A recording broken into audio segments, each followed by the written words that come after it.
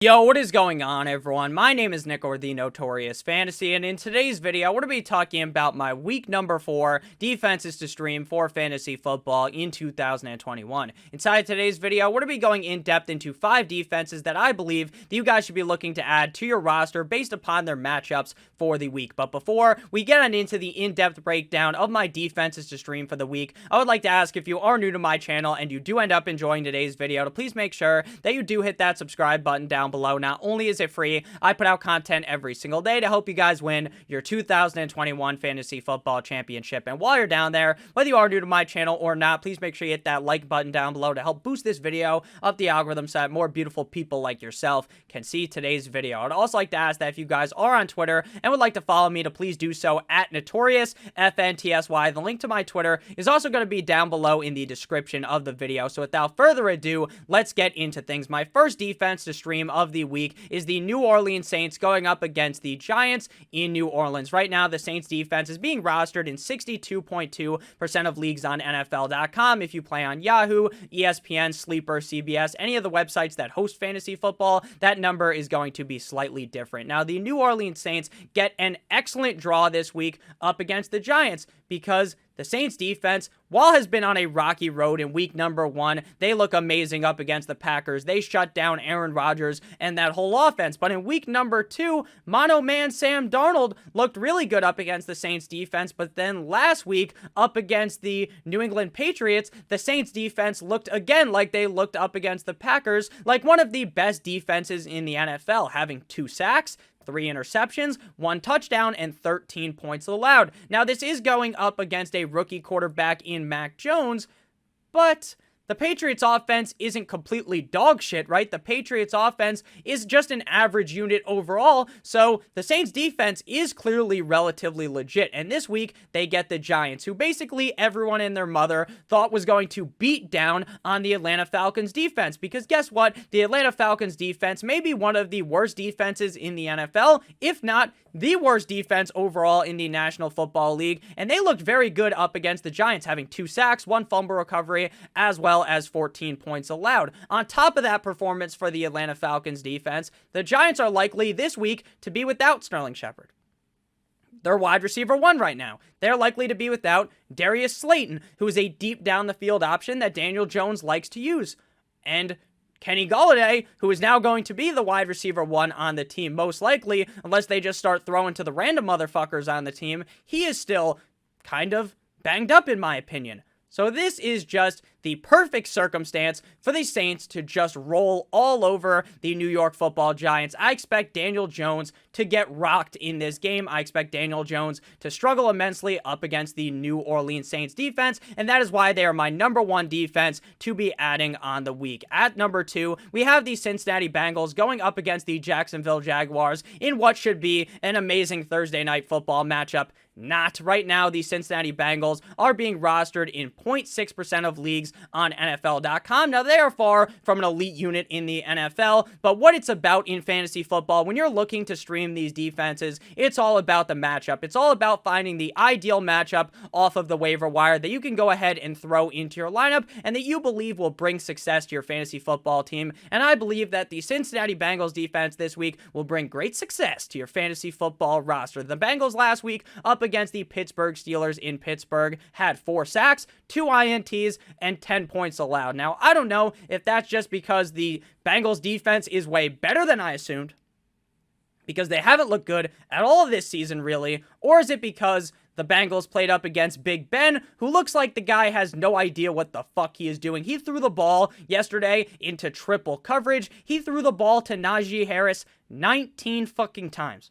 You know how insane that is? Christian McCaffrey probably had a wet dream watching that game, thinking about the fact that he could get 19 targets potentially in a game in the future, obviously, once he gets back from injury. So the Cincinnati Bengals here are going up against the Jaguars. Trevor Lawrence has looked atrocious. Now, he makes some good plays that make you think, holy fuck, that's why he was drafted number 1 overall.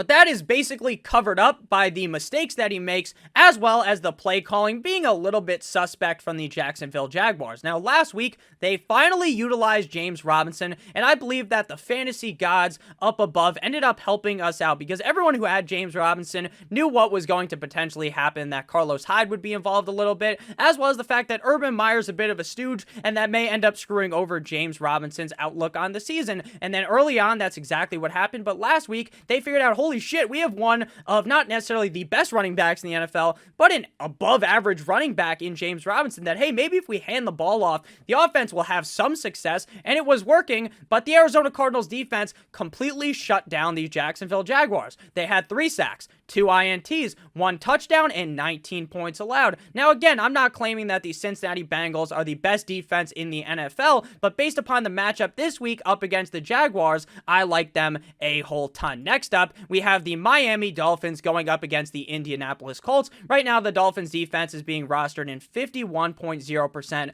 of NFL.com leagues. Now, the Miami Dolphins last week played up against turn your volume down a little bit, the Las Vegas Raiders in Las Vegas, and the defense did all it could for my Miami Dolphins to eventually get stomped out in the game. The defense had 3 sacks. They had 1 INT. They had a touchdown, and they allowed 29 points in that game. But that was up against the Derek Carr-led Raiders, who are kind of on a run right now.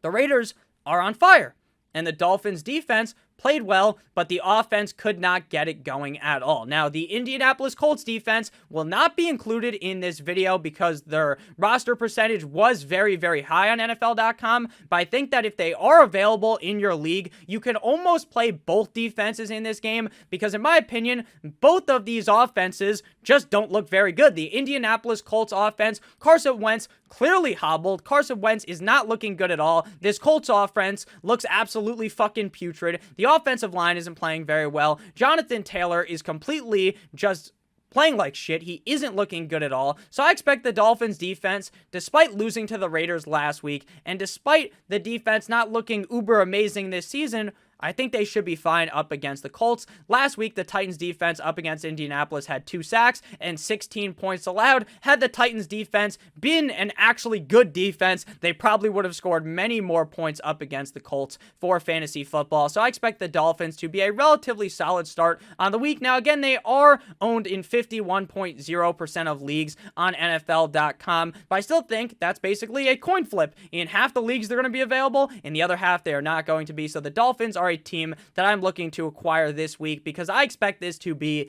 a very, very low scoring game. And if the Colts are available, they're also a solid lean in this game. But before we get into the final 2 defenses to stream for the week, I would like to ask, if you are new to the channel, to please make sure that you do hit that subscribe button, as well as whether you are new or not, to please make sure you hit the like button on that video. Next up, we have the Chicago Bears going up against the Detroit Lions, rostered in 19.3% of leagues right now. Now, the Chicago Bears defense just doesn't look good. Hasn't looked good thus far this season. It seems like they're on a downward spiral compared to the prior years, where the Bears defense was one of, if not the best defense in the NFL. Now, the Bears offense was fucking bad up against the Cleveland Browns last week. Justin Fields was talking about how the game has slowed down for him, and then proceeded to throw for 68 passing yards. One off of being very nice with 69, but he didn't end up getting that. He just threw for 68 yards. He looked bad. The Bears defense didn't look very good up against the Cleveland Browns. They did get 5 sacks, though, 26 points allowed. But there's a big difference, in my opinion, between the Browns offense and the Lions offense. The Lions offense just is not very good. They did almost end up winning that game up against the Baltimore Ravens if Justin Tucker didn't have a horse cock for a leg. Man hit that from, I believe, 66 yards out, which is absolutely insane. They end up beating the Lions after the ball hits the bottom of the upright, bounces up, and you're like, oh, wow, did the Lions just win a game? And then, psych, the wind just, pushes the ball over. Even though there's no wind inside the Lions stadium because it's a dome, it still happened. The wind came through the stadium and threw the ball through the upright for the Ravens to win the game. So again, I don't think that the Bears defense is some elite unit, but I do believe that the matchup is right for the week. The Baltimore Ravens defense up against the Lions had 2 sacks and 17 points allowed. I'm going to be honest with you guys, I think the Ravens may have just been looking ahead past the Lions. Now, that may not be correct, right? John Harbaugh doesn't seem like the kind of head coach who is going to be looking ahead past the team, but that's almost what it seemed like, with that game being relatively boring considering I expected and most expected the Baltimore Ravens to kick the shit out of that defense in Detroit. So I do think the Bears defense is a pretty solid option this week, as the Bears and Justin Fields are looking to look much better than they looked last week up against the Browns. Final defense to discuss of the week. If you guys have any other defenses you want to talk about, please just ask down below in the comment section and we can discuss about them, because if you guys are in smaller leagues, there's going to be a lot more defenses available that I may like better than the defenses that are talked about in this video. Final defense here is the LA Chargers going up against the, turn your volume down again, we get a double Raiders drop here, the Las Vegas Raiders. 3.4% rostered on the week. The Chargers defense locked down. Patty Mahomes on Sunday, 2 sacks, 2 INTs, 2 fumble recoveries, and 24 points allowed, and Patrick Mahomes was fucking pissed off during that game. I have never seen Patrick Mahomes, maybe he does it and they just don't show it, right? But he was standing around the team, and he's like fucking fired up. He's like, you motherfucker. Now, he's maybe, I don't know if Mahomes is Italian, and he's like, you motherfucker. And he's like yelling at these guys. He sounds like Kermit the Frog. I can't do a Kermit the Frog voice, but just imagine them saying this in the Kermit the Frog voice. He's yelling at these guys. He's like, what the hell is happening? The offensive line is folding. The Chargers defense looked really good up against the Chiefs, and I think that's entirely possible that that could happen here up against the Raiders, who, you know, the Dolphins defense played pretty stout. Like I said, 3 sacks, 1 INT, 1 touchdown, and 29 points allowed. And the Chargers defense, in my opinion, is not as good as the Dolphins defense, but they should be able to keep this game close up against the Raiders. And I expect the Chargers defense to be one that is heavily picked up on the week. I expect that 3.4% roster percentage to go up a decent amount after this week. I know you guys may be wondering, Nick, where are the Denver Broncos? They've been on every single list for the first 3 weeks of the season. They have a game that is way harder than those first 3 games up against the Giants, the Jags, and the Jets. So sadly, leave a thumbs up, or actually just leave a thumbs up in the comment section, like put the thumbs emoji with the Denver Broncos name, because the Denver Broncos defense has been excellent for us the first 3 weeks of the season as a streaming team, and I think that these teams this week are going to really help us cruise our way to victory in week number 4. So thank you guys all so much for watching. If you did end up enjoying, again, please make sure you hit that subscribe button down below. I love all of you guys. I hope you did end up enjoying, so have a great rest of your guys' day, and I'll see you guys tomorrow with another banger of a video. As always, guys, good boy!